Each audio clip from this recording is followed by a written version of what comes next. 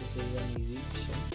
So it gives us a MyNumber table having a single column now, having different number which comes multiple time as well, single time as well.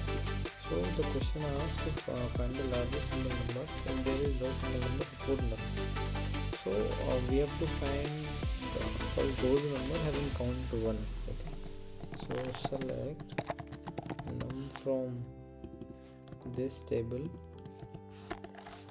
We gonna grouping the num and applying our condition having count equal to 1. So it returns those numbers who has a count 1. Okay, who comes only single time. So see 1 4 5 6 come only single time, like 1 4 5 6.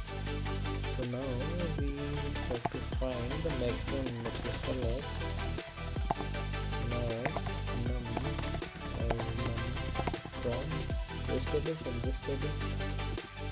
So this table and see. So now see.